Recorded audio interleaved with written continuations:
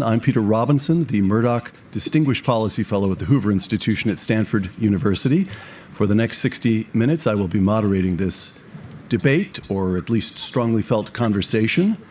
The director of the Libertarian Institute, Scott Horton, is a radio host and author. Scott's most recent book, published this year, Provoked: How Washington Started the New Cold War with Russia and the Catastrophe in Ukraine. Scott, welcome.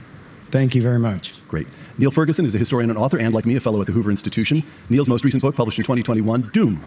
Sorry, I get really bored of how slowly people talk. I'll bring it down to 1.25. Politics of Catastrophe.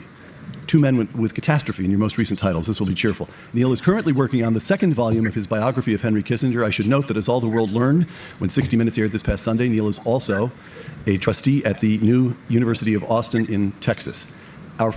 Take advantage of your withdrawal from Eastern Europe partnership arrangement with a massive invasion, as I say, a catastrophe for Ukraine since then. So there's no question about what happened there. And I mean, frankly, I don't think there's much question that Russian forces were involved in the civil war after it broke out in the summer of 2014 and a little bit later in early 2015. But now as you expanded the question, the antecedents, right? And this is what the great historian Robert Higgs said about World War II, is they always truncate the antecedents. So my job is going back and elongating them. So the book starts with H.W. Bush and the end of the last Cold War.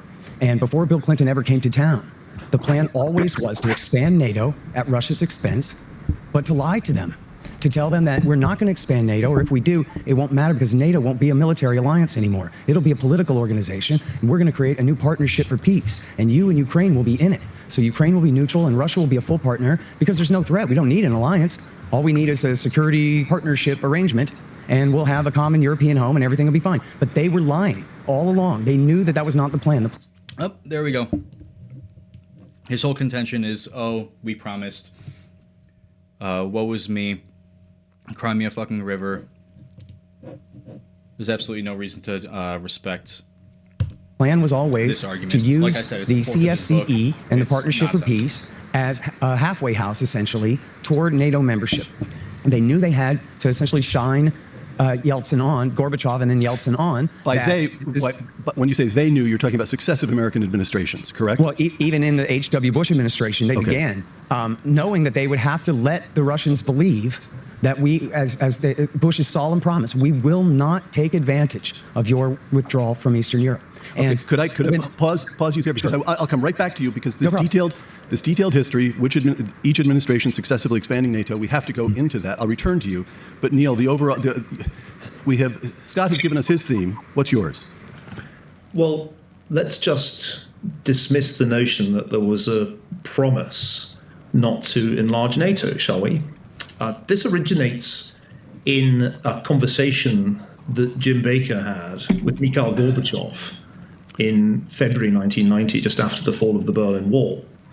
And in that conversation, Baker asked, would you prefer to see a united Germany outside of NATO, independent and with no US forces, or would you prefer a unified Germany to be tied to NATO with assurances that NATO's jurisdiction would not shift 1 inch eastward from its present position? Baker's words. Correct. And Gorbachev said that he would prefer the latter. Baker seemed to agree. But when he went back to DC, Secretary Baker was given an earful by President George H.W. Bush, who said, to hell with that. We prevailed and they didn't. We can't let the Soviets clutch victory from the jaws of defeat. And that was the end of not 1 inch. So when Putin, as he repeatedly has claimed, says that there was a promise, that isn't actually good history. Well, actually, it is. Baker, if I may finish, it was something that Baker discussed with Gorbachev, but never became the policy of the Bush administration, because Bush never for 1 second countenanced it. Secondly, and this is the thing that people like Scott tend to miss, there are other actors in the drama besides Russia and the United States. The former Warsaw Pact members and Soviet republics had an interest and agency too, and they wanted to be in NATO. They did not want some alternative security arrangement, for the very good reason that they understood, Lech Wałęsa, for example, the Polish leader, that anything less than NATO would not give them security. So this is the reality, that the countries that joined NATO were not forced into it by the United States. They wanted to join NATO, and the United States was not really in a position to decline their request. There was, of course, a heated debate at the time. There were those, George Kennan, for example, who argued that NATO enlargement was a mistake. But it was the policy of the US government of successive presidents, beginning with George H.W. Bush, and crucially, to my mind, it was what the Central and East Europeans wanted. Scott, back to you. Yeah. Could we... So can I address what you just said there real quick? Yeah, of course. Sure.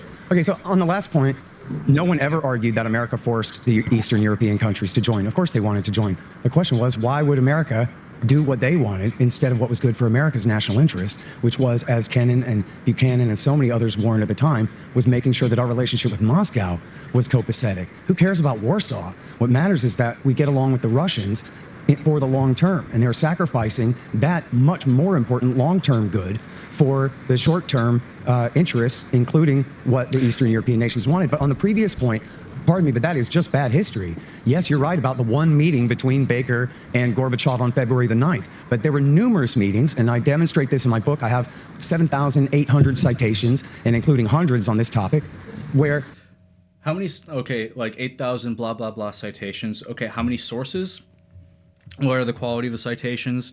I can cite bullshit that I can cite 12,000 things that I said in this this stream alone, and put it in a book, like at the end of every single sentence.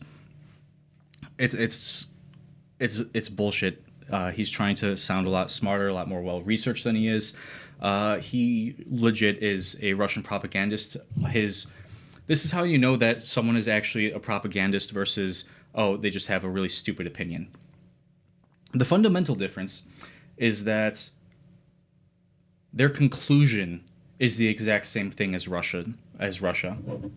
It's the conclusion that matters. So, one moment. So they, like, their argument is that, oh, okay, so, well, because all this is true, etc., etc.,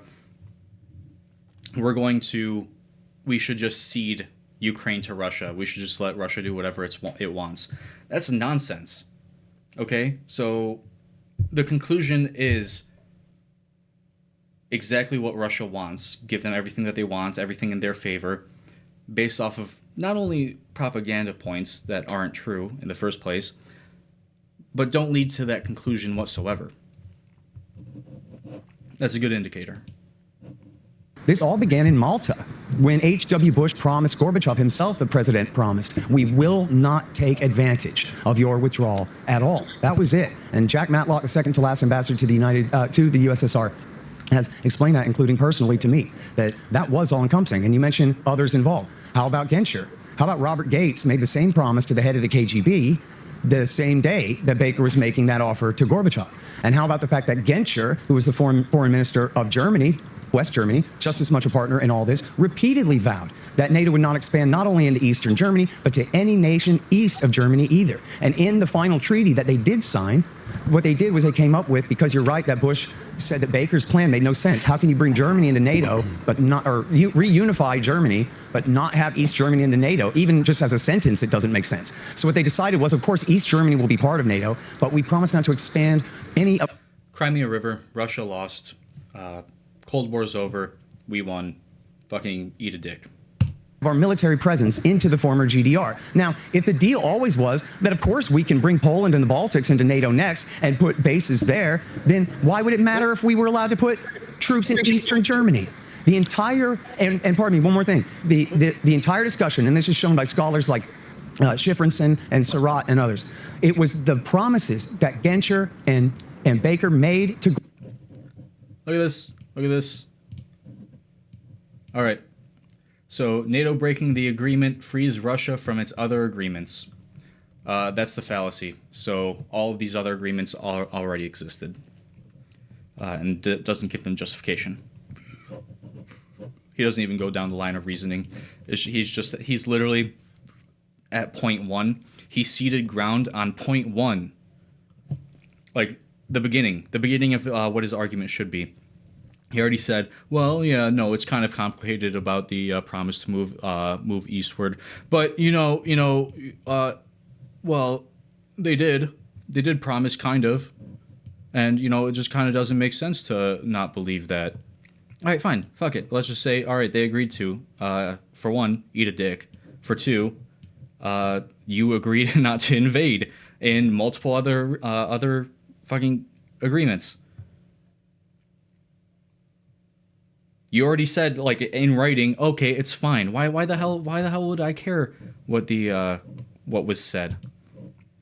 Gorbachev, that it was based on those promises that he decided to allow reunification. It was, and Mary Elise Surratt proves this better than anyone in her book, Not One Inch. As soon as he said, well, of course, I guess that's up to you, they pounced. Didn't matter that it wasn't in a treaty. It was just his spoken word that said, okay, I guess we'll allow reunification, and they went for it. And it was based on these solemn vows that we will not take advantage. And again, they lied, and they said... Did they pinky promise too? No, his fingers were crossed. His fingers were crossed, so it didn't count when they pinky promised. Repeatedly that they're going to turn NATO into a political organization, sort of like the EU plus America, but we're going to replace it as a military institution with the CSCE and later the Partnership for Peace. And that was to deceive under Bush and under Bill Clinton. They said that to the Russians to get them to acquiesce when they knew... Plans change. Congratulations. You don't get a vote when you lose the war and are economically inferior in every single way to the Western powers. You don't have leverage.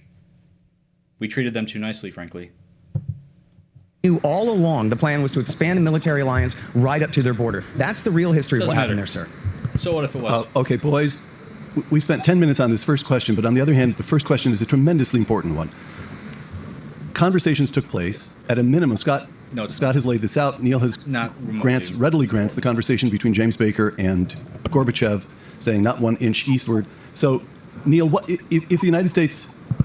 There are two questions, honestly, Scott. If we were lying, why were we lying? Why were we acting in other than our interests? What motive do you ascribe? But you get to that second. First, I want to come. All right, I've got one viewer. Why don't you say hi, buddy? Tell me what you think so far about this claim of NATO expansion in Russia. To Neil. Oh, shit. All right, let's just go over this for a second.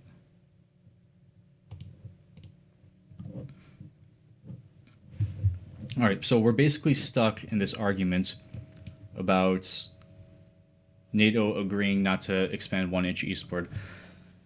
Like I explained before, no treaty was signed, multiple agreements allowed for NATO expansion. Putin stated that Ukraine joining NATO was not a concern and that he would respect their choice.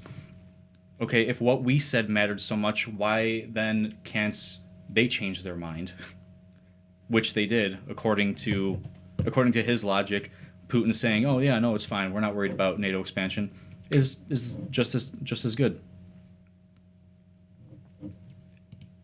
Commitment to customer discretion before. And the issue came up during Boris Yeltsin's presidency. President Clinton explicitly said that the inclusion of Estonia, Latvia, and Lithuania, the Baltic former Soviet republics, would be something that Russia would be compensated for with membership of Western institutions, including the Group of Seven. So there was nothing mendacious or secretive about what was being discussed. Russia. What year was that? This was in the mid-1990s. And in that conversation, as in all the conversations that are relevant here, which, as you say, Mary Surratt describes in her book, while there was a debate within Washington and a debate within Europe about the wisdom of including the East European countries in NATO, there was never any commitment, any binding commitment on the part of the United States not to do it. And I think, in a sense, this is all somewhat beside the point, because ultimately, NATO enlargement, as it unfolded, was not strongly resisted by Russia until the issues of Georgia and Ukraine arose, which is much later at the 2008 NATO conference in Bucharest.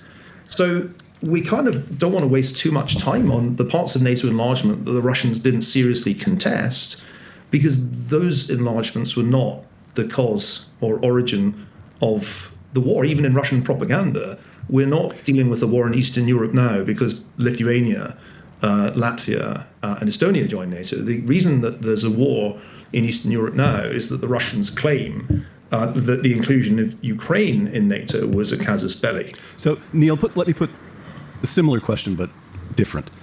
Since the war in Ukraine began, these are the latest statistics I was able to find scouring the web, the Russians have lost 120,000 dead and 500,000 wounded. And according to a spokesman for the American Defense Department, quote, Russian losses in just the first year of the war exceeded the total of all Soviet losses since the Second World War combined. What is Putin thinking? Make his motives, make this action comprehensible to us. What does he think he's doing?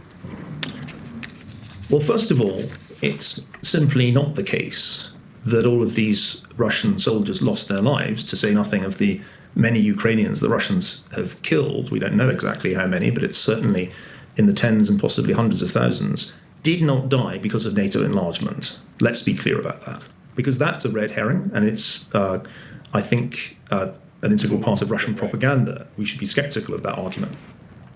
Russian propaganda. You'll see exactly why it's Russian propaganda towards the end of this video. Give me a break. Dude, you are straight up a Russian propagandist. He is a Russian propagandist, but here are his actual intentions. He's a libertarian, which just basically means the government should do all the things that I want and not anything for anyone else. So he thinks that the hands-off government approach, the non-harm principle, the harm principle of moral ethics, should apply to foreign relations, which means that he's an isolationist when it comes to foreign policy, because intervention elsewhere means that we're infringing on the rights of other countries. Unfortunately, we don't have a global government to enforce any of these laws, any of these rules that would govern the international order. It's like a fundamental concept of international relations, international anarchy. There's anarchy, okay? It's just different states and their relationships. There's no one enforcing any rules of engagement. And yes, power is, in fact, a zero-sum game. If you don't get involved, if you don't increase the strength of your position on the global stage, you will get taken over by someone else. Power only exists in relation to someone else. It's how much influence and control you have over a situation. And if you have more, then someone else has comparatively less. So that's why it's a zero-sum game. You can't be a libertarian when it comes to foreign policy. It just doesn't work. I mean, you would have to ignore the nature of the entire studies of international relations just to say, oh, we're not going to do anything. Let's just keep to ourselves, and everything's going to be hunky-dory. All right, so let's allow Hitler to invade, continue on with his Holocaust. Let's have everyone in the Soviet Union expand into all the gulags. Let's not intervene in any genocide. And if you don't have any plans on intervention or forwarding your own interests or trying to maintain an international order that the U.S. has benefited from more than anyone else in the world, then other people will. And they will have a comparative advantage because they're willing to intervene on other people's behalf. So people like, I think it's Jake Smith and this guy Scott Horton have to. You'll see this pattern continuing on in these kind of like isolationist right-wing spheres. They'll continually rewrite history and try and focus on different things in order for the express purpose of forwarding the idea that the U.S. should be isolationist and non-interventionist. This is actually like a huge issue in Trump's base right now because of the issue of Iran, the no new wars chant that they've been forwarding for God knows how long. That's being undermined, and that was actually a serious position that they held is U.S. non-interventionism or isolationism, and it comes from the libertarian Tea Party wing of the Republican Party. And yeah, who knows whether or not they'll change their mind. But yeah, that's basically the motivation for rewriting history, forwarding Russian propaganda, saying America bad when it comes to foreign relations. And the America bad thing is actually super interesting, especially in the Trump camp, who's basically ultra nationalist, national populist movement. Because when it comes to foreign relations, you'll see the exact opposite contention. Like, one half will celebrate us as the liberators of World War II, and cite all of the great things that we've done overseas, and the other half is going to say the United States is the worst possible actor and be incredibly critical of the U.S. along with the far left wings. So America bad comes from extreme libertarians, and America bad comes from the left wing tankies and the ideologues that you see on college campuses. So it's actually a really interesting convergence. Yeah, let's just continue. Everything you say is CIA propaganda. Then, if the other side. Basically, what I was alluding to was, yeah, Scott Horton is going to try and rewrite history and focus on all of this evidence that leads to America bad, do not intervene in any way, keep to yourself isolationism. And it's incredibly counter-historical and counterfactual, and honestly irrational to believe that that's actually a doctrine that you can continue, and foreign policy that you can forward. About the stories on Russian propaganda. Scott, I'll come back to you. It's such a cheap shot. I'm so sick of this. Hey, every time when I was right about Iraq and you were wrong about Iraq, that was Saddam Hussein's propaganda that I was repeating, and that was MI6 and CIA propaganda that you were repeating. Who was right about that one, Niall? Shall we? It's pronounced Neil. It's Shall Neil. We go back Okay, whatever. to the question. Scott, I'll come back. Oh yeah, he's also a massive child. The Scott Horton dude, like, he's a radio host, so he's kind of like a shock jock kind of thing that has opinions based off of absolutely nothing. You read probably a chapter of Locke or something and derived all of his political opinions from that, with no understanding of how international relations work, how governance works whatsoever, public policy, and so on and so forth. But he gets a lot of views because, like, he's mean and he appeals to emotion. It's kind of pathetic. I was repeating Saddam Hussein's propaganda in 2003. Scott, that's Iraq. We're on Ukraine. We're on Ukraine. And Neil's talking. Go ahead, Neil. If you could let me try to answer the question that Peter put. Mm-hmm. Putin regarded Ukraine... Talk faster. You're wasting time. See? Perhaps you could learn some manners, Scott, and we could get further. Putin regarded a democratic, independent Ukraine, and Ukraine had been recognized as an independent state since the breakup of the Soviet Union in 1991, as a major threat to his regime. Why? Because a Ukraine as successful as Poland would be an advertisement that there was an alternative way to the way that he intended to lead Russia, the Russian Federation, after he came to power. And there was a military dimension to the threat too. In 2014, Putin snuffed out a nationalist uprising against a corrupt president in Ukraine, annexed Crimea, and created mini puppet states in the Donbass. The problem with this operation was that it created an unsustainable position from a Russian perspective. Crimea wasn't secure, there were no good communications to Crimea, it was subject to blockade by the Ukrainians, and crucially, despite the weakness of the Western response to Putin's violation of Ukraine's sovereignty, Ukraine's response in the subsequent 10 years was a rapid rearmament and improvement. Is this thing working?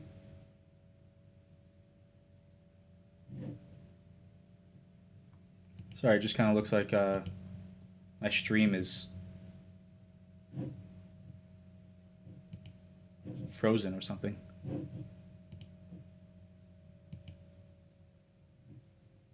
What the hell?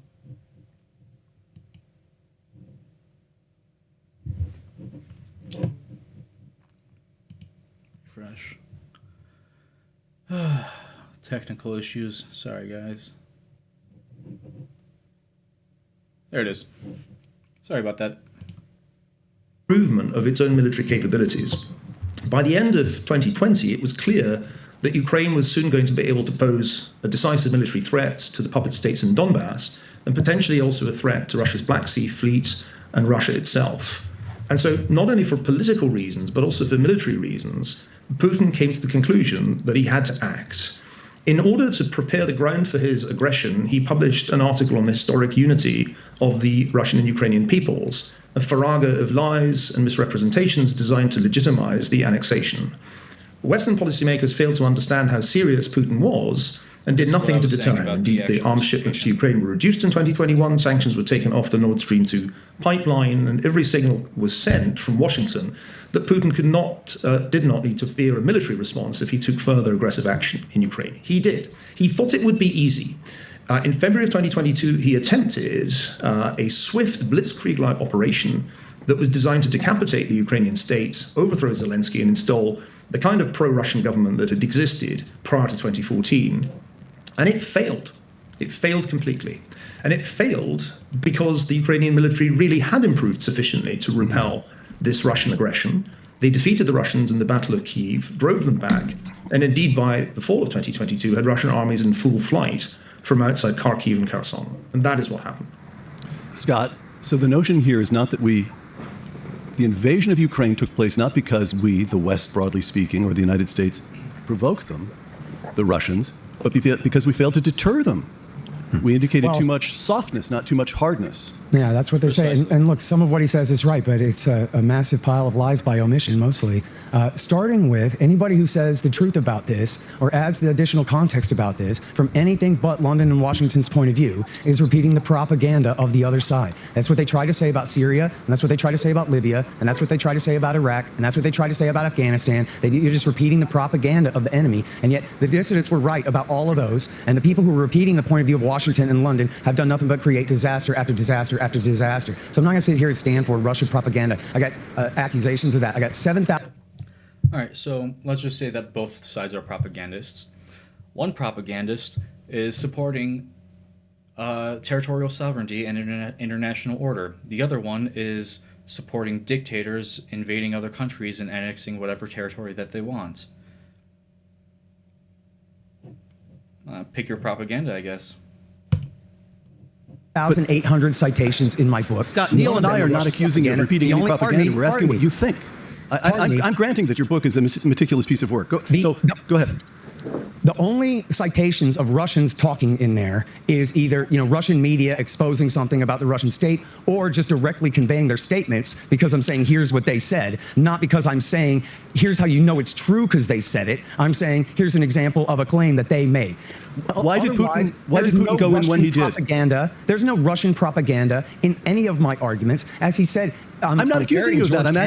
I'm asking you, why did Putin go in when he did? Yeah, I know, but I'm refuting his false accusation that the other side of the story is somehow falling for the lies or repeating the lies of the Russians when that has nothing to do with our conversation here. Now that I'm done refuting that, I want to go back to your previous question about why they lied in the 1990s. In 1990, it was because the Soviet Union still existed, and they still had troops in Eastern Europe. The USSR did not finally fall until Christmas 1991. And so, of course, they had to tell the Russians what they needed to hear to get them out of the way, to get them to acquiesce. And they continued to lie. One of the greatest examples of this, you can read out Brookings by James Goldgeier, wrote all about this, was Warren Christopher in 1993.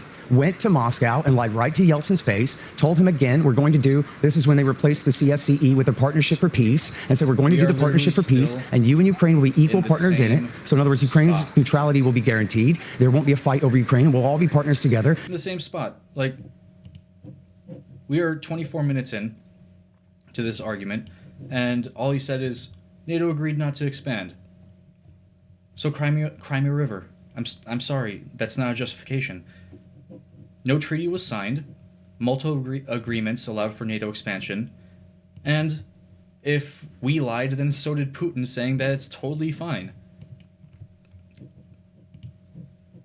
And Yeltsin said, this is the greatest stroke of brilliance. Tell Bill I'm so enthused, et cetera, et cetera. And then he come to find out in the beginning of 94 that Clinton announced that, psych, we didn't mean that. We're actually going to expand NATO at your expense anyway. And yes, they did grouse and complain all through the 1990s, including, you notice he just skipped 1999 when they did the first round and brought the first 3 nations into NATO. They launched the aggressive war against Serbia the same week or 2 weeks later, and proving that it's not just a defensive alliance. And the Russians went completely crazy. And all of America's best friends in the Russian establishment, people like Chubais and Gaidar and all those who've been friends with Clinton and Gore, they said this is the worst thing that you could do. You're destroying the entire new warm relationship that we created, and we have no reason to do this. And he cited George Kennan, but let me add here, pardon me, I'm trying to talk fast for you, but listen. Let me read George Kennan. Hey, pardon me, let me finish it real quick. 2/3, sir, 2/3 supermajority of the population of the Council on Foreign Relations was against NATO expansion. Okay? The entire population of the American embassy in Moscow was against it. The experts were against it. The very few powerful wonks and politically connected interests in the Clinton government overrode them and decided to do it anyway. It wasn't just Kennan and Pat Buchanan. It was many, including Paul Nitze and Robert McNamara and William Perry, the sitting Secretary of Defense at the time, so that they should not do this. And for one reason, because it'll unnecessarily provoke the Russians. They said the same thing in 2004 with the second round. Why did we do it? Okay, so basically, he's arguing, oh, we provoked the Russians. That just means, oh, we did stuff that Russia didn't like. I'm sorry, but forwarding our interests as opposed to Russia's interests is going to be something that Russia doesn't like. Us creating trade agreements with former USSR satellite states is going to be a provocation. Also, anything that we do with countries that Russia wants influence over whatsoever, after which the USSR fell, like, Russia had absolutely no influence in the world because all they had was nukes and a destroyed economy and comparatively nothing to offer any of its satellite states. Anything that we do is a provocation. So if everything is a provocation, then nothing's a provocation. There's no bar to clear. I mean, say, actually, speaking of bars, let's make this analogy. Say we're at a bar, and I look at a guy, and I kind of like raise my eyebrows because like he has like a really weird shirt on or something, and then he punches me in the face. Did I provoke that guy? That's basically Scott Horton's argument. We did something that minor that he didn't like that was actually inevitable. Kimberly Martin, who's a professor that specializes in international relations, especially international military relations, with a concentration on Russia, said that wrote a really good paper. I'll find it somewhere here during this debate, talking about a tipping point. The tipping point by which NATO expansion was inevitable happened far before NATO expanded. It was an inevitability at a certain point. All this discussion about who said what and this crying about, being unfair to another country, it's absolute nonsense. You're acting as if Russia is a good faith actor, always saying what they're going to do and always keeping their word and holding the U.S. and Western powers to a completely different standard. Also, we're denying the agency of former satellite states to join alliances, join economic agreements and trade unions, and in favor of just not provoking someone that's provoked by everything. So we should not be denying international territorial sovereignty or agency of these countries for the sake of not making Russia cry over nonsense. It's absurd. Let me find this. In other words, if the argument was clear that it was against our own interest to expand NATO, what was the motive? Well, it's public choice theory, right? It's some interests are satisfied. So one of the things that was a very big, two of the things that were extremely important, and this is all from the New York Times. This isn't conspiracy theory stuff, okay? This is pure just journalism out there. You can find it. I have all the footnotes. It was the major incentives pushing for it were Lockheed dollars and Polish votes. And the Republicans were attacking the Democrats for being weak on it. And they said, we're going to corner the Republicans on this issue in Illinois and Pennsylvania, where there are a lot of Eastern European Americans whose votes they wanted to get. And Bruce Jackson from Lockheed launched the Committee to Expand NATO and spent millions of dollars lobbying and whining and dining policymakers and Eastern European leaders to get everybody all on board to build a consensus for this thing, because simply his job was getting rid of fighter jets at American taxpayer expense. And again, there are books about this. There's a great article by Richard Cummings about it, and you can read about it in the New York Times. Bruce Jackson, Lockheed, NATO expansion. It's in the New York Times. This is what the incentives were. It's called public choice theory. It means there's no national interest. There's just the individual interests of the men in charge. And in this case, we're talking about William Jefferson Clinton and his... Oh, it wasn't in our interest? Well, look where we are now. The world's greatest power that's ever existed, most economic flourishing that the world has ever seen. I think it was in our interests, yeah.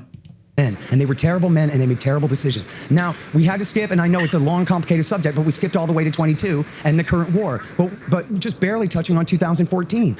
And of course, skipping, completely omitting the fact that America, for the second time in 10 years, spent tens or maybe even hundreds of millions of dollars supporting a phony revolution against the elected government in Ukraine, in the Orange Revolution. Take a moment to explain what you mean, Scott. For our listeners, what took place in 2014, the revolution, or the coup according to some, revolution according to others. Take a moment to explain that, would you please?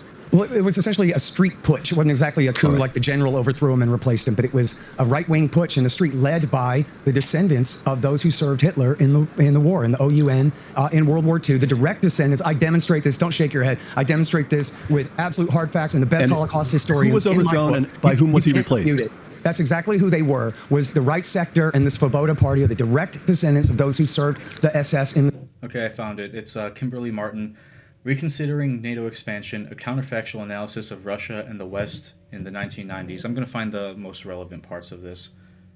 The Second World War, and they were the ones who led the putsch on American dollars to force. And by the way, let me say this, I think it's so important. People said that Paul Manafort was Russia's agent controlling Trump, and before that he was Russia's agent working with Yanukovych. But he was in fact representing America's interests, because Yanukovych was not so pro-Russian. Yanukovych wanted to sign the association agreement with the European Union, and Manafort's entire job working for him was trying to help him accomplish that. There's an excellent interview of Manafort, who I would disagree with about this stuff. You can watch this great interview with him, with Patrick Bet-David, where he explains all this. And what happened was, and even Henry Kissinger, who you're writing a biography about, you might look this up, it's in The Guardian. Henry Kissinger said it was all Angela Merkel's fault, because she played too hard of hardball. She wasn't willing to give easy enough loan terms. She was demanding too much austerity. And she, according to Henry Kissinger, was the one who ruined the deal.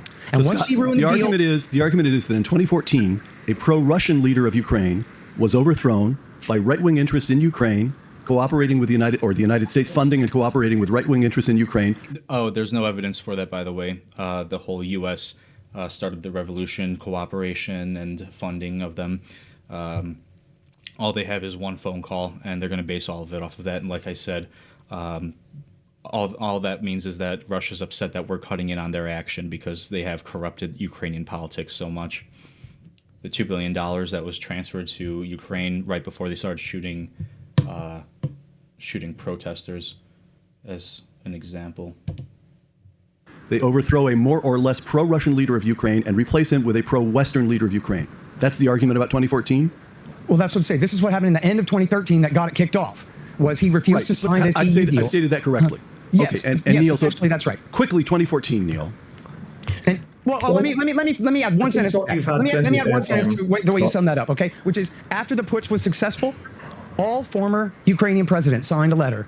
Kravchuk, Kuchma, and Yushchenko all signed a letter saying we must now just repeal the Kharkiv Pact and kick Russia out of the Sevastopol naval base on the Crimean Peninsula. Only then did Putin order his sailors and Marines to seize that peninsula in the coup de main. Neil.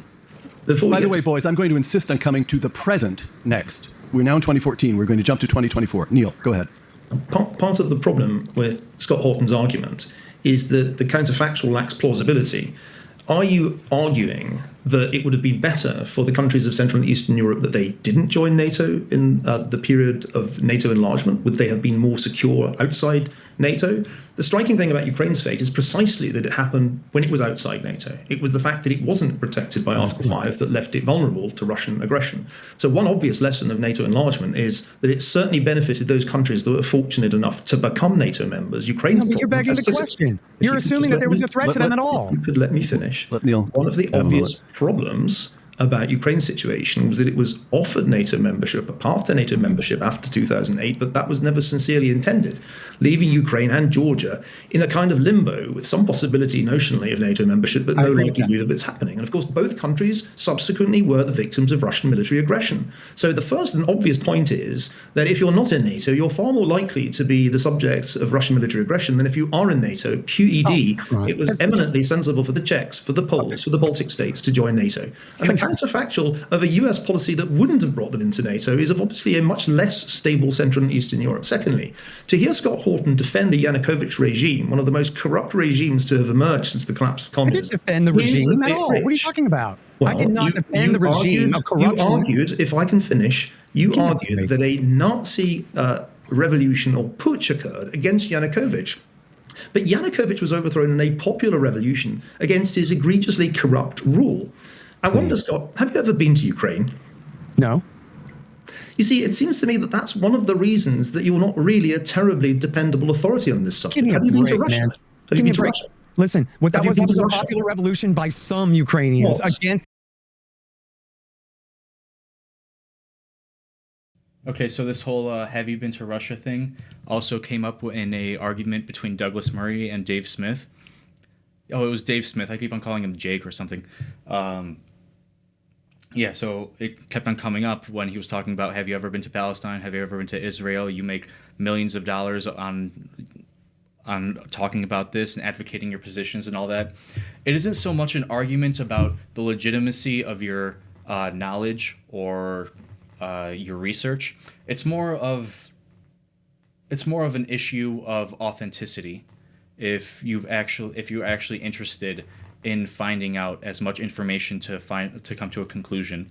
If you're going to spend years and years, write a whole book about NATO expansion and how it provoked Russia, you'd think that you would visit Russia, maybe see their archives as a scholar, because they have specific archives that have different kinds of information. Or if you're like Kimberly Martin, who speaks Russian and actually learned the language in order to advise and understand these opinions. I doubt he even has any Russian sources in his book. I think he actually brags that he doesn't have any Russian sources in his book. Obviously, you don't have any Russian sources. How can you talk about whether or not Russia was provoked?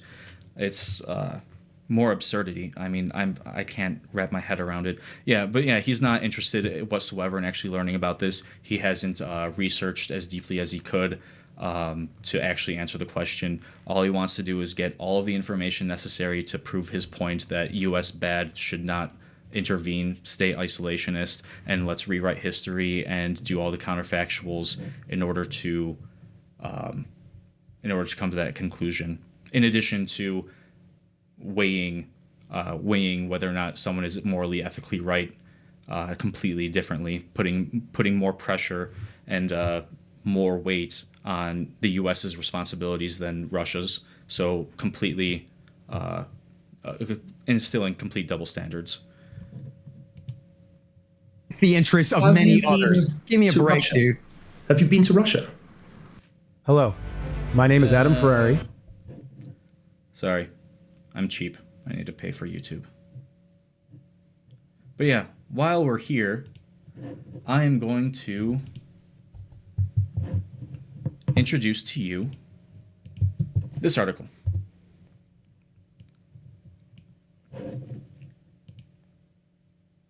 There we go. The abstract. This article re-examines the history of NATO's original post-Cold War enlargement to include the Visegrad states of Poland, Hungary, and the Czech Republic. It uses both published materials and the author's new interviews with key US and Russian policymakers and employs robust qualitative counterfactual methods to ask two questions. whether there were any realistic alternatives to NATO enlargement, and whether NATO enlargement was responsible for the downturn in Russian relations with the West. So exactly what we're trying to answer here with the debate between Scott Horton and Niall Fergason. This woman, Kimberly Martin, incredible scholar. She has incredible works. She addresses each question incredibly forthrightly. She read all of the relevant material. And if you actually want to know more about this, she's the one that you would read. There's another one. There was a former ambassador to Russia who is also, I think, a Yale professor now, who has really good material on this as well. But yeah, were there any realistic alternatives to NATO enlargement, and whether NATO enlargement was responsible for the downturn in Russian relations with the West?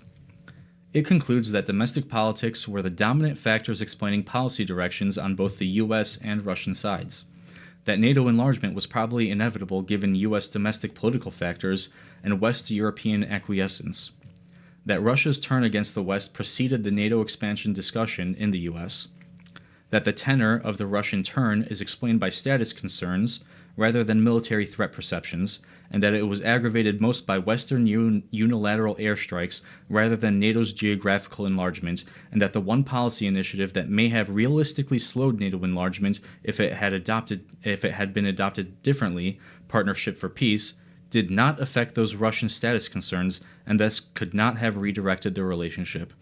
And we have the rest of the article that we can go into, but would probably be incredibly boring. So unless anyone asks me to go over it with commentary, I'm going to pass. You know what? These are all red herring arguments. You want to bring No, up I don't think they're red herrings at all, because the difference between us, Scott, you guys is work for that I know Condoleezza what Rice I'm to Hoover. talking about. Is Because I've Condoleezza Rice spoken still with at the Hoover? people. I've Is spoken with Condoleezza Rice still at Hoover where you guys work? I've spoken with the people who were directly involved in Euromaidan in the revolution that overthrew Yanukovych, and I can assure you that they are not Dmitry Yarosh? Nazis. Did you interview That they are Dmitry not Yarosh Nazis. And the about the claim white that they race? are Nazis, Scott, is of course another part of Russian propaganda that you see meet with Andrei Perubi? on recycling in this conversation. So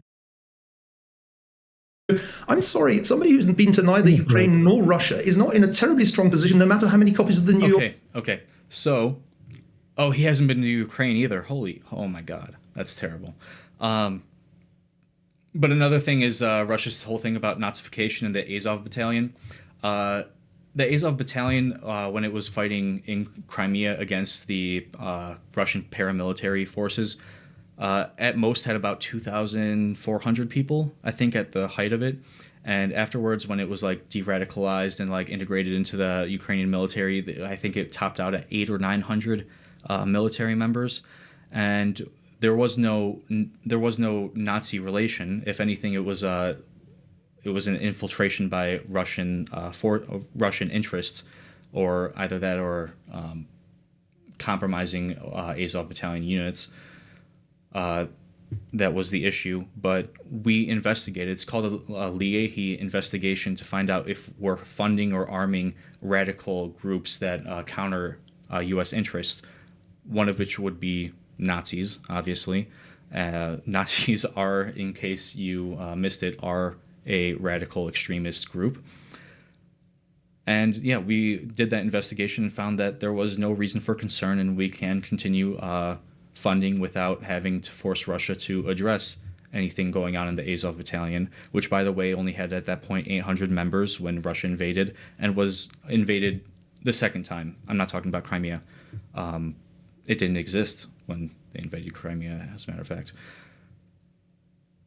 But yeah, there's no reason to believe that there was any serious Nazi threat, even if the Azov Battalion consisted of 800 members with swastikas tattooed on their foreheads. It's relatively what's the word, insignificant, and doesn't make much of an impact on the whole of the Ukrainian military, which is, I don't even know, hundreds of thousands soldiers at this point. So yeah, the Nazi thing is complete nonsense. York Times they've read. That's ridiculous. That's nothing but a red herring argument, as are all your arguments. I didn't defend Yanukovych about corruption. That wasn't addressed. What I said was he wanted to move to the West. He was not Russia's puppet. That doesn't mean he was a good man. He hired Manafort to help him move west, but the West botched the negotiations. That's what I said. No one but you heard me defend Yanukovych. Isn't that funny? Also, here's for a counterfactual. Our current CIA director was the ambassador to Moscow in 2008 when he explicitly warned Condoleezza Rice not to give a membership action plan to Ukraine and Georgia. And anyone can read it at WikiLeaks. It's a famous memo. It's called Niet Means Niet, and it's by William Burke. Legitimately doesn't matter. So what? Fucking Russia doesn't like it. Oh, they'll throw a tantrum and throw a fit. You don't get to veto the entire world's actions, like deny every single country's agency because you're willing to throw a tantrum. That's not how that works. That's not how international relations work. That's not how interpersonal relationships work. This is not how anything works. So yeah, he suggested, oh, this is probably a bad idea for us. Okay, explain why. It cannot possibly be because Russia will throw a tantrum. That can't possibly be the explanation, because we're just reinforcing the idea that overt aggression, or basically overt aggression, can veto what every other country does. It's nonsense, and it's not how the world works. Burns. And he's saying to her, this is the brightest of red lines. The Russians, everyone in Russia is agreed. He says he's not just talking to Lavrov, he's talking to everybody at all the think tanks and all the experts, and they're all saying this is going to cause a war. Lavrov said, if you bring Ukraine into NATO, it could cause a civil war. This is our current CIA director who failed to prevent this. Said the Russians said, if you do this, it could cause a civil war in Ukraine, and which would be a situation that they would be forced to make a choice whether to intervene, a decision they do not want. The civil war that happened in Ukraine, and it was an invasion by a neighboring country, which is a slightly different thing. She ignored his advice, and she gave a membership action plan, or a half-assed one, because the Germans and French did everything they could to try to stop her and Bush. So they compromised and gave this halfway offer, as you said. But it's such a circular argument, question-begging argument, to say that, oh, if only we just brought Ukraine into NATO first, then we would have just not had a problem. No, Russia just would have invaded them then. Because I'm telling you, and this is in the book, I cite this, I got more footnotes than you've ever seen in your life, and direct quotations from American experts from the 1990s through the 2000s, through the 2010s, and into the 1920s, including your beloved Kissinger and Zbigniew Brzezinski and all of the very top graybeards, saying that, and including Ken Pollack, who helped you lies into war with Iraq back 20 years ago. They all said Ukraine itself is the absolute touchiest of issues. The most neuralgic issue is what Burns said, because there is a massive ethnic Russian population in the East. It used to belong to Russia in a way that Latvia and Estonia never truly did. They were like occupied imperial possessions, but they are a separate ethnicity and have a different history. Whereas Novorossiya is so tied to Russian history, it's an extremely touchy subject, and it has been since independence. And they all recognize that, and they all warn against it. And at various times, Kissinger, Brzezinski, Ken Pollack, and all these other Council on Foreign Relations guys said we ought to make a separate deal regarding Ukraine. We ought to promise never to bring them into NATO. We ought to guarantee their permanent neutrality. Kissinger wrote this in the Washington Post in 2014. And then that will avoid picking this fight. Now you say, well, if only we'd given them a war guarantee earlier, there never would have been a fight. But that's not true. There just would have been a full-scale war earlier, because the Russians were never going to accept that. That's the fact. Well, the reality, of course, Scott, is that the Russians were in no way able to go to war with NATO, and they've consistently avoided going to war with NATO for a very good reason. They're entirely outmanned and outgunned by NATO. But they could go to war with Ukraine. Now, let's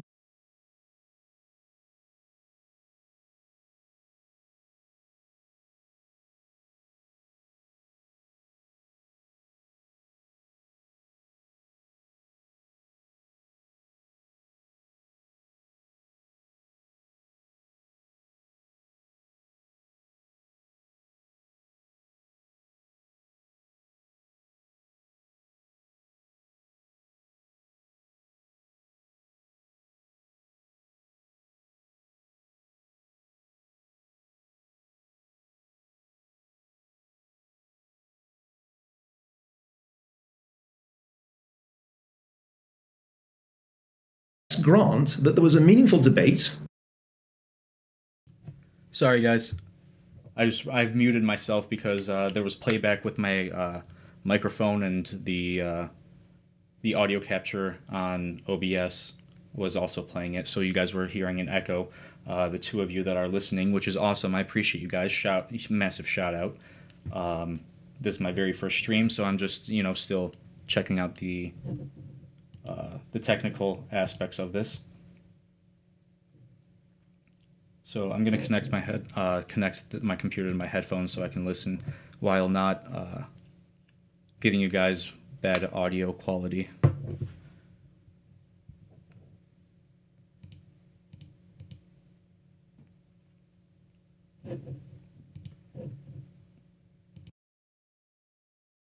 About whether or not Ukraine should be offered NATO membership. The same argument was made about Georgia. And that debate went on within US policy circles before, during, and after 2008. And as you rightly say, Henry Kissinger was one of those who was skeptical about the idea of making Ukraine a NATO member, though he later changed his mind about that. And the reason he changed his mind was, of course, that Russia invaded Ukraine. Now, I don't think anything that you've said so far has persuaded me, or I suspect anybody listening, that Russia was right and justified in launching a war of aggression. That's not my argument. So, well, it does sound a little bit like it. Because no, that's ridiculous. Again, you've done nothing but tilt at windmills this whole time. You make up counterfactuals that I never said. You make up quotes I never said. You call me Russian propaganda. Scott, you've go ahead and actually argue with something I said, or go home and take a nap. So the question I'm asking you is, even granting that there were good arguments against Ukraine becoming a member of NATO. You sound like a little girl. You have to go up in your inflection at the end of every sentence like that. Scott, it's really please let him ask a question. Go ahead. I'm showing as much patience as I can with a rather juvenile debater. Mm-hmm. If you grant all of this, it doesn't make Russia's invasion of Ukraine legitimate any more than, say, Saddam's invasion of Kuwait was legitimate. I didn't say that. Exactly. That this Finally. was a justified invasion. What exactly is your position? Were we wrong to resist it? Were we wrong to support Ukraine in defending? Oh, this is fun. This is the best part. What's your position on that? I don't understand. You're not going to believe what happened.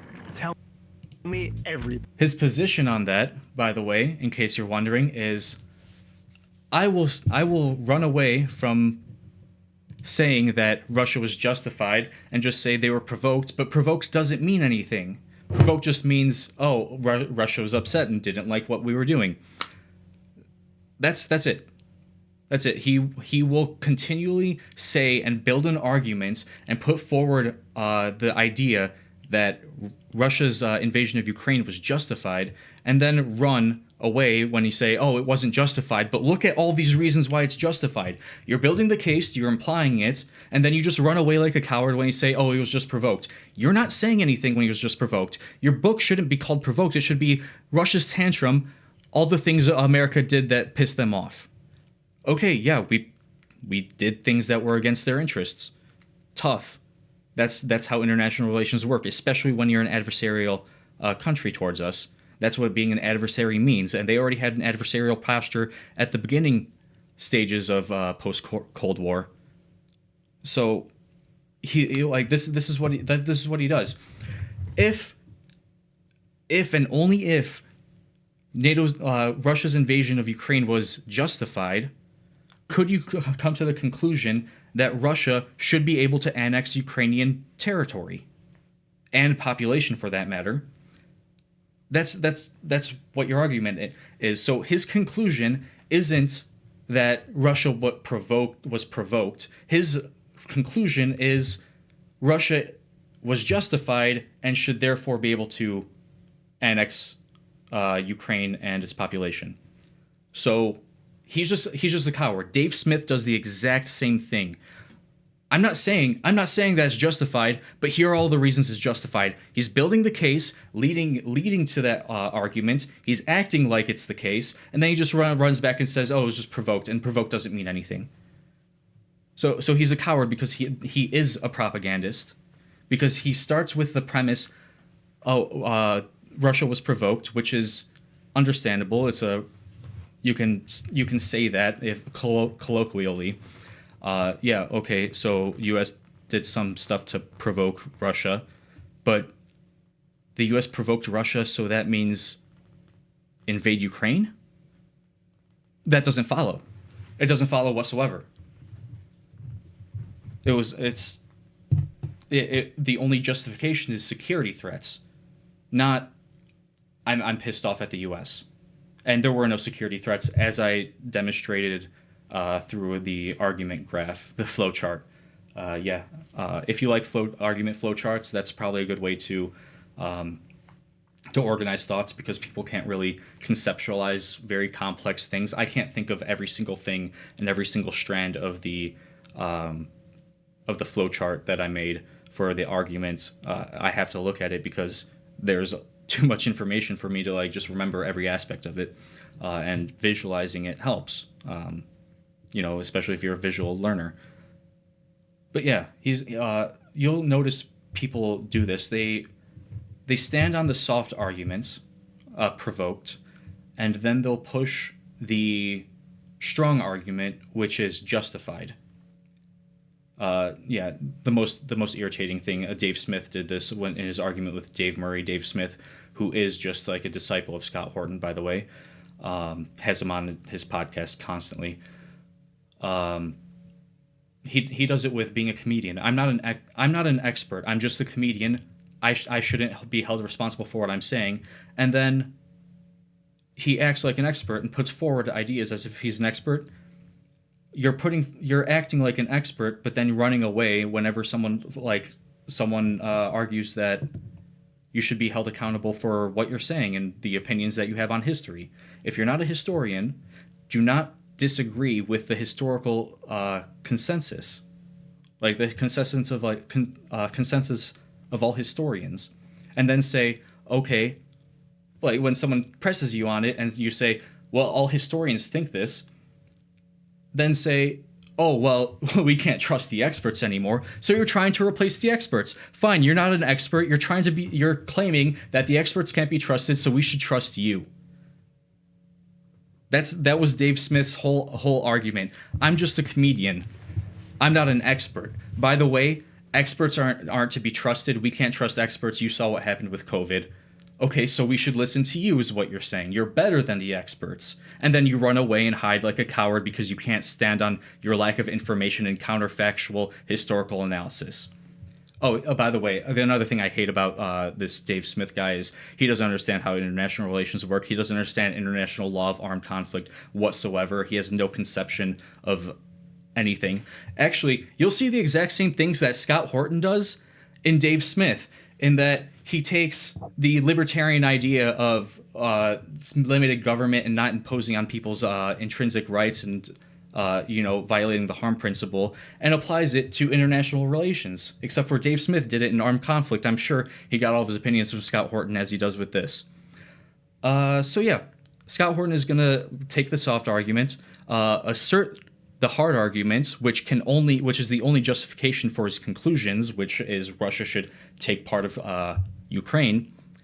And then whenever he's pressed on it, he'll say, I'm just saying it was provoked.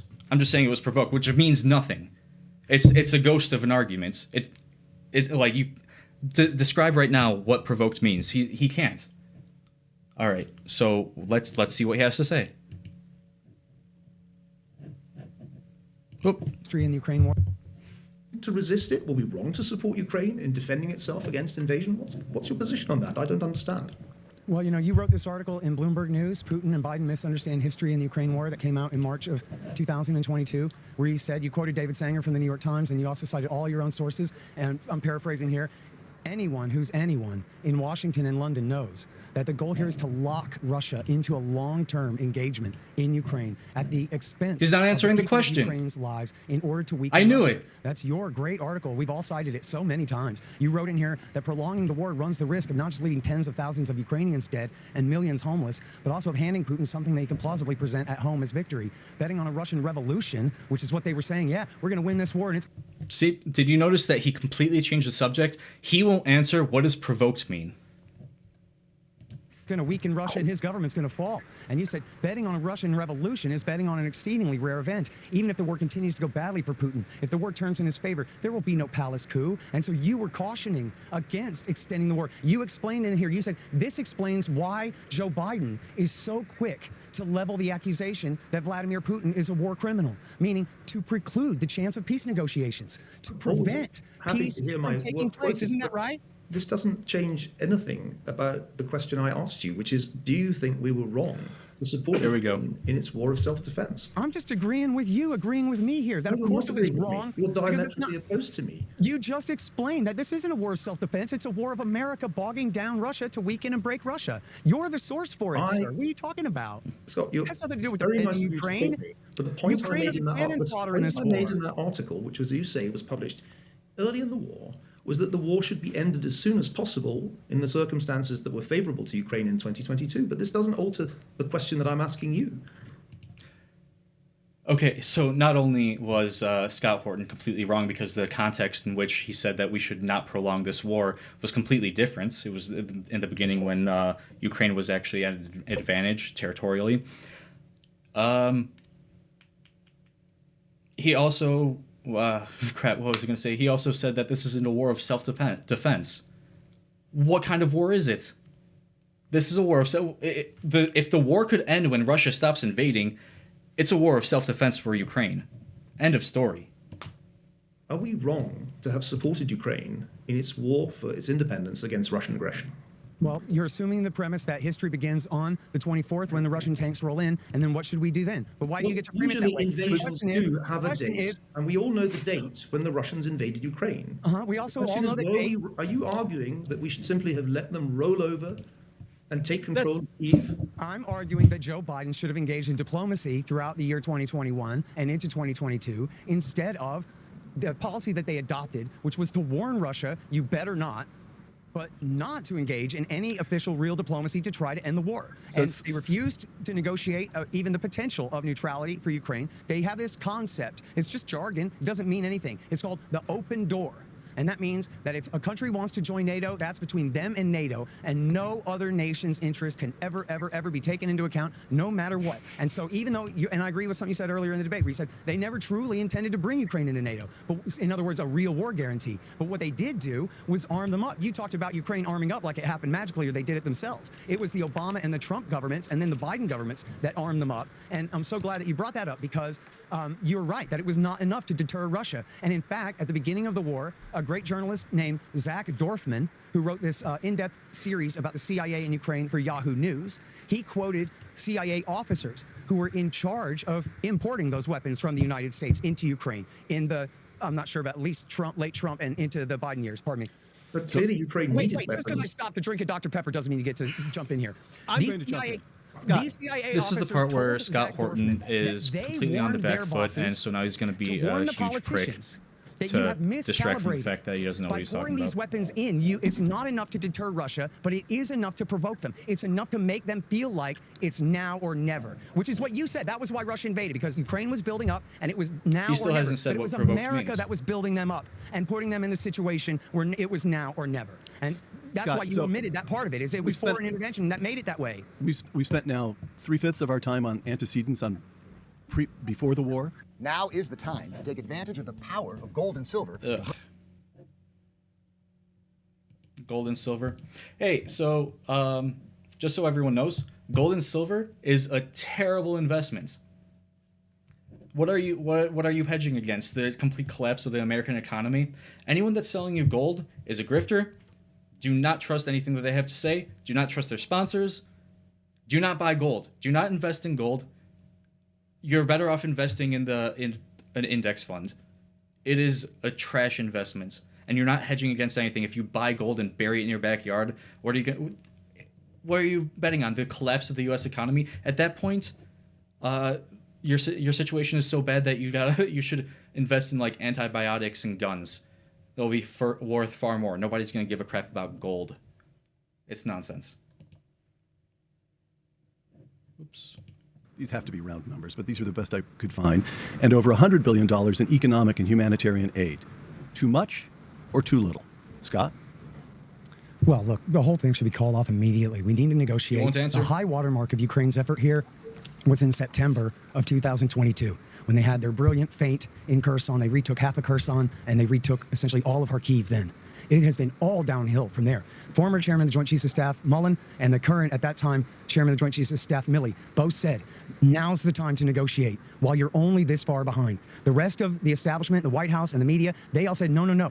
As much as it takes, for as long as it takes, until Ukraine is restored to 2013 borders, including Crimea and the rest, which was always an absolute pipe dream. And by pursuing that, with the failed escalation of 2023 and the absolute grind of a war that's taken place in the Donbass, they've done nothing but lose territory since then. And the Americans do nothing but insist that they lower their conscription age and lower the age at which they send new cannon fodder into battle to die in a losing war. And people can dress this all up as virtue. First off, it's not a losing war.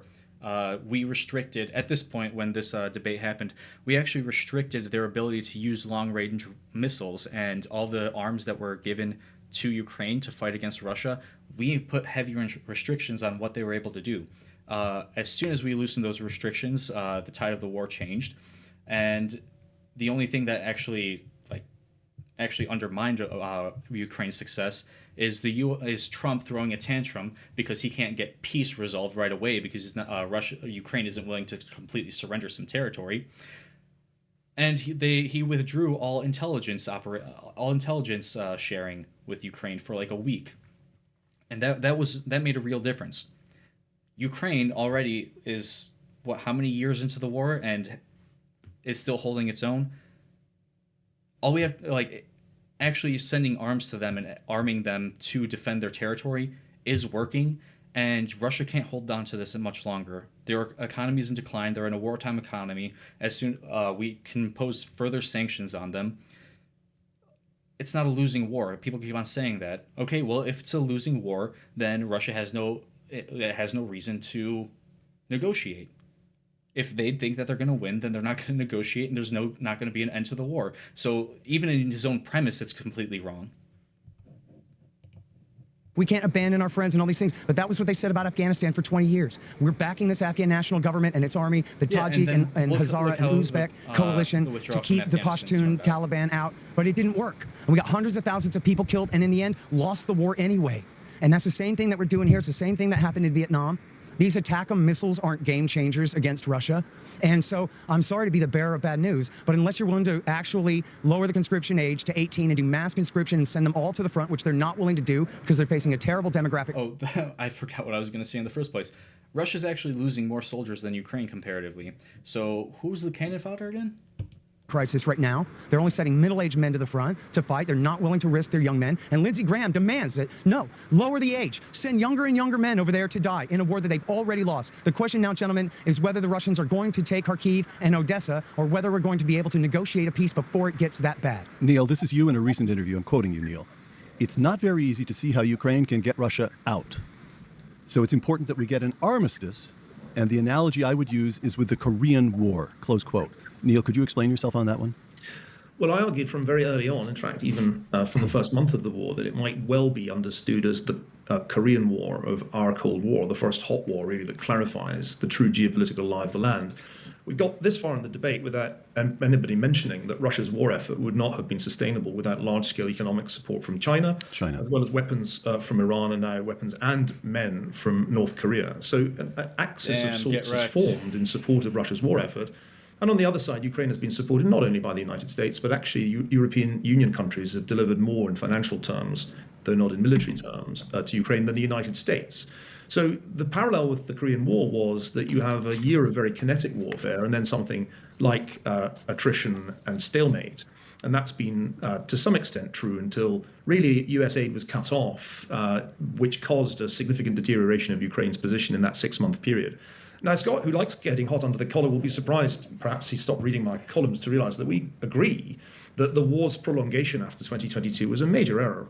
The Biden administration's made a succession of mistakes. The first one was to fail to deter Putin in 2021, and the second one was not to end the war in 2022. We don't disagree about that. The issue really is whether the new Trump administration will be able to end the war when the balance of military advantage is clearly tilted in favor of Russia. It's very hard to get people to negotiate an end to a war if one side is clearly winning.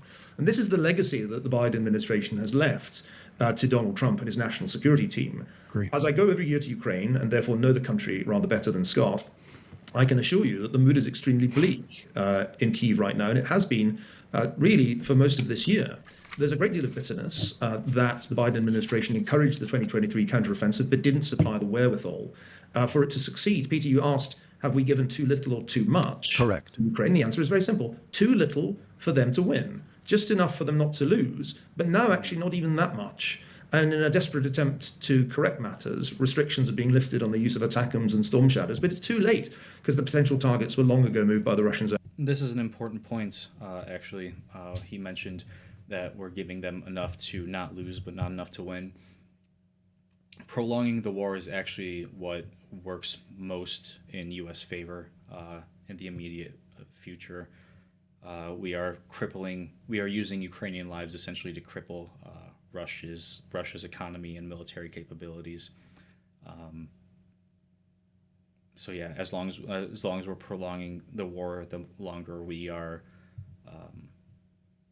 we're comparatively basically weakening Russia. So yeah, crippling our adversary is definitely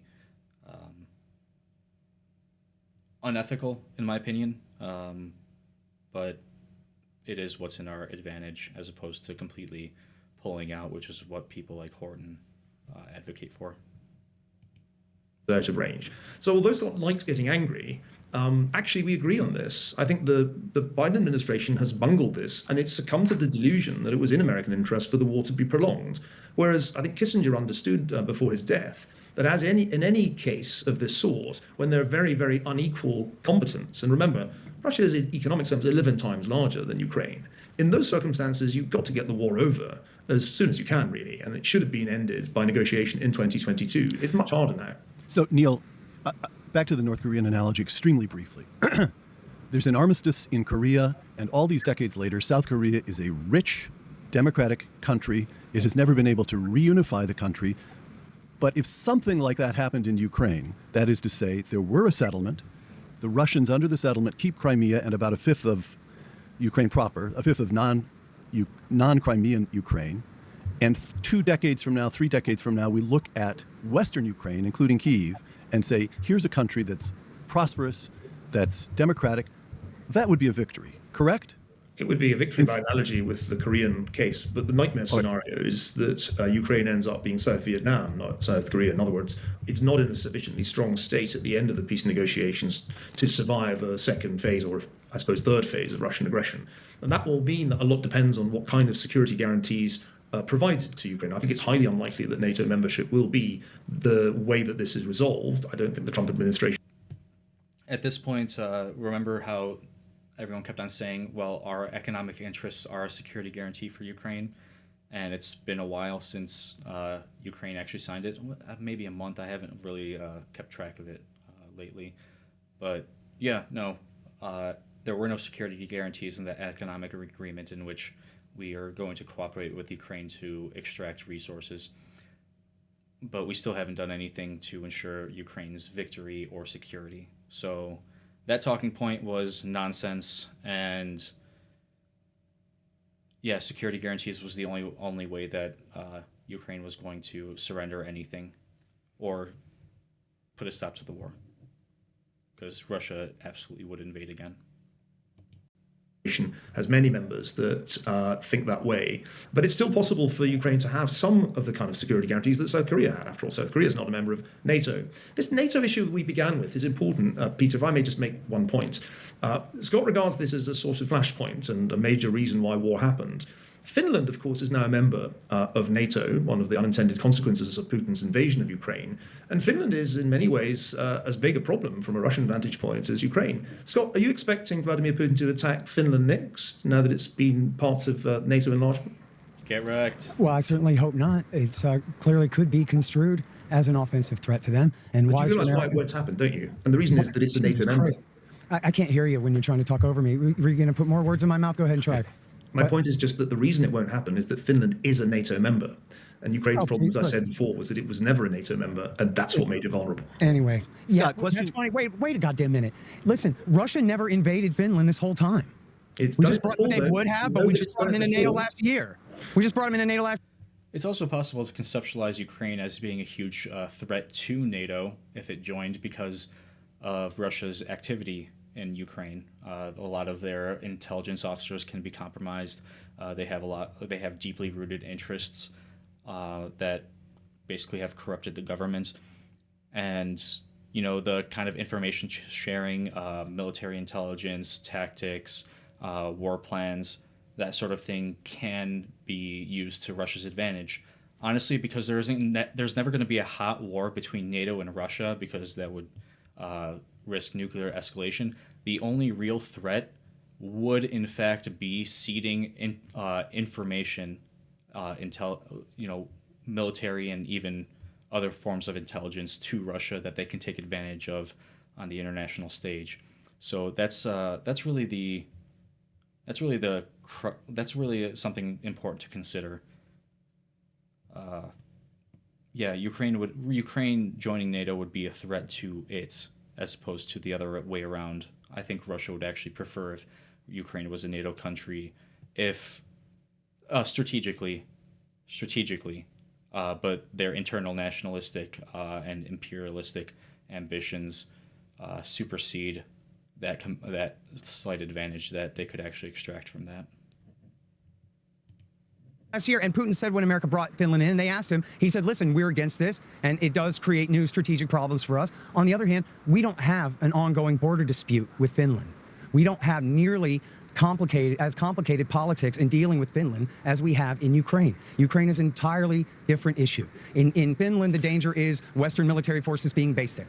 But there's no ongoing crisis as far as, for example, millions of ethnic Russians whose liberties are being threatened on the other side of the border, as was the extremely complicated and dangerous situation in Ukraine. So just for the again, record, you're just always begging the question. Listen, there was no threat to the rights of ethnic Russians in pre-war Ukraine. That's not true. That is not true. That is not true. And I document in the book the myriad ways in which the Russian language and Russian speakers were being persecuted. Their language was being Why did the civilian population? Why did the status. civilian population of Eastern Ukraine not welcome the Russians then? Why did they fight them? I'm sorry, I'm not following you. Well, there's no such thing as the people of Eastern Ukraine. There are many people in Eastern Ukraine who absolutely did. There are many dead people in Eastern Ukraine, thanks to your friends, the Russians. Keith, my friends, the Russians, you're pathetic. Listen, Keith Gesson, my friend from the New York Times, was there and witnessed hundreds of thousands of people vote yes on independence in 2014. And it wasn't because he loves Russia. It was because they felt that they were being attacked, militarily attacked. No, just because they voted in favor of Russian relations absolutely does not mean that they can just cede themselves to Russia.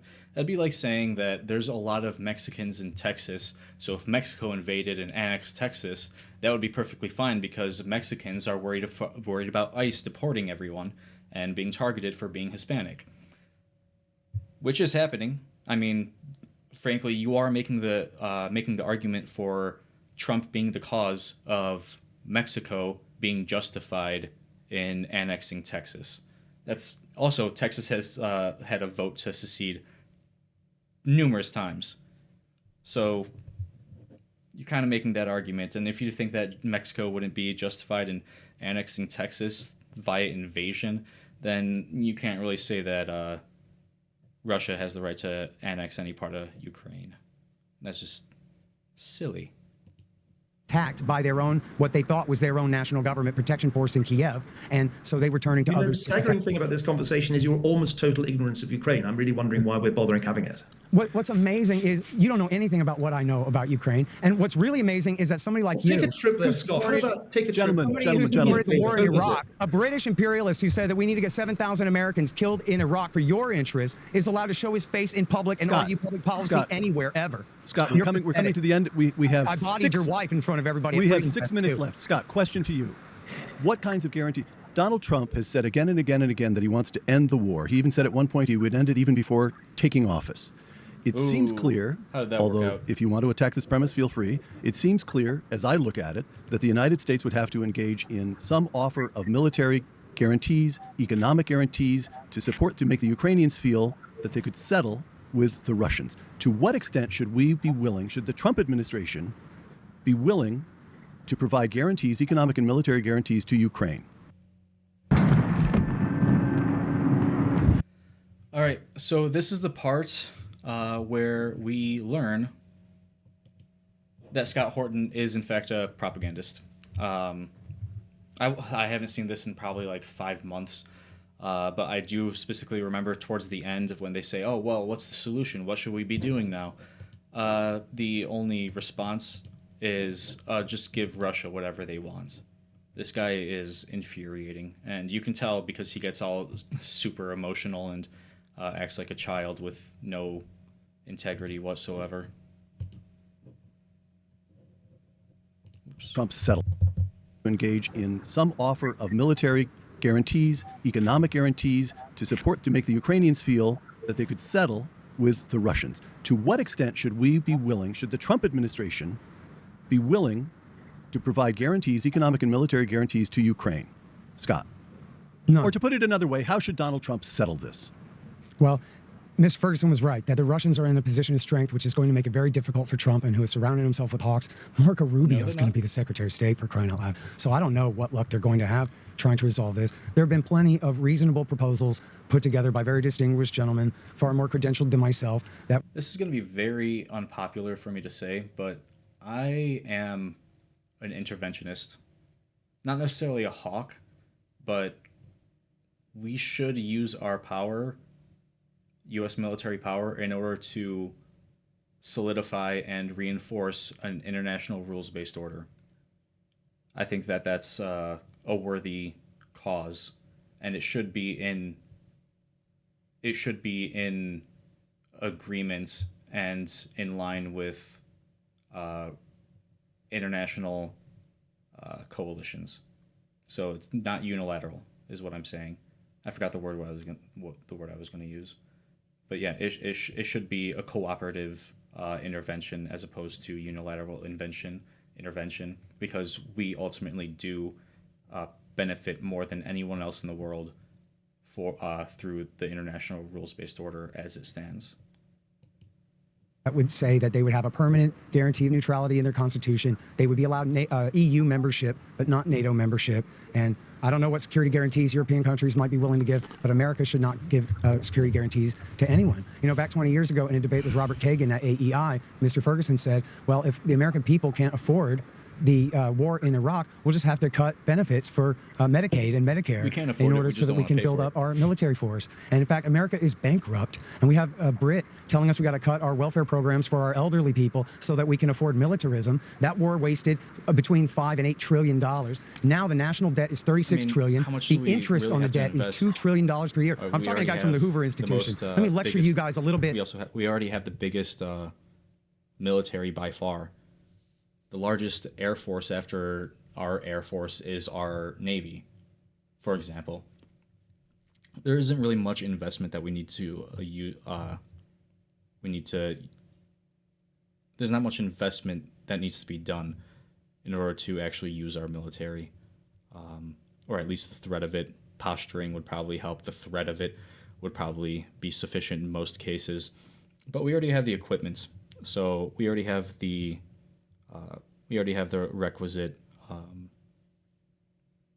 requisite forces, technology, and armaments to get involved in certain conflicts. So that whole thing about having to take money away from, healthcare or certain benefits, entitlements in the U.S. Just doesn't really make any sense. The thing is, at the end of the day, we can afford a lot more, but we just don't want to pay for it. It's the same thing with healthcare. It's the same thing with pretty much everything. No one wants to foot the bill. Scott, I'm asking you a question about what Donald Trump should do now. We can't afford a world empire, Mr. Fergason. We can't afford it. If you want a world empire, you should get the British to go invade the planet again. Colossus, which argues clearly that I mean, we haven't even given Ukraine all of the most modern. We haven't even given Ukraine our modern technology. All of the weaponry is dated, and we're replacing all of that dated weaponry with more modern versions. So we're not really losing out or paying all that much to arm Ukraine or get involved. So if we wanted to, we could give them modern armaments and make them even more powerful on the battlefield. Frankly, I don't think Russia would stand a chance, but I guess the argument was whether or not we can afford it, but we already have the equipment. The United States is not likely to be able to manage a world empire. But my question for you, Mr. Horton, is: should the United States have provided troops to South Korea? Should it have provided military presence in post-war Japan? Always should the truncating United the States have antecedents. contained the Soviet Union during the Cold War? Was that also a mistake? Always truncating the antecedents. It was the South that started the Korean War with American help. And this is documented. I forgot what's his name. The great scholar of the Korean War. I forget his name. Noam Chomsky had changed his name to Scott Horton. No, please. If people can search at antiwar.com, Jess Raimondo has the review of the historian's book. I forget his name off the top of my head, but it's the great historian of the Korean War who shows how America was supporting South Korean forces doing attacks Stalin across the authorized border. the invasion of South Korea. Jesus. And any I'm not serious historian of the Cold War will tell you that if you trouble to read their work. Okay. I'll refer you to John Gaddis. No, but Neil, they're, this but is they're you experts. once again in that recent interview. I quote. You can't trust the experts. All the historians are experts. You should listen to me instead. I'm some asshole on YouTube that has a radio show, and I wrote a book with 8,000 citations from like 3 different sources. Yeah, fuck this guy. Earlier. I'm quoting you, Neil.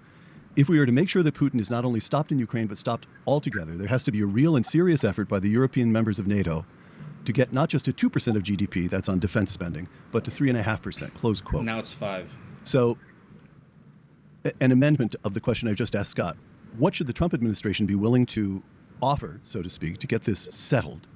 But also, is there not an opening here for the Europeans to step up and provide us a way to shift our attention to China? But Scott said earlier that Trump has surrounded himself by hawks. I quote J.D. Vance in 2022, quoting J.D. Vance: "I got to be honest with you, I don't really care what happens to Ukraine one way or the other." Neil, what should Trump offer and what should the Europeans do? It's worth adding that J.D. Vance, in a recent interview with the New York Times, changed his position and made the point that it would be quite wrong if Russia were allowed to take Ukraine. That Ukraine must, in fact, not be handed over to Russia. So his position has shifted.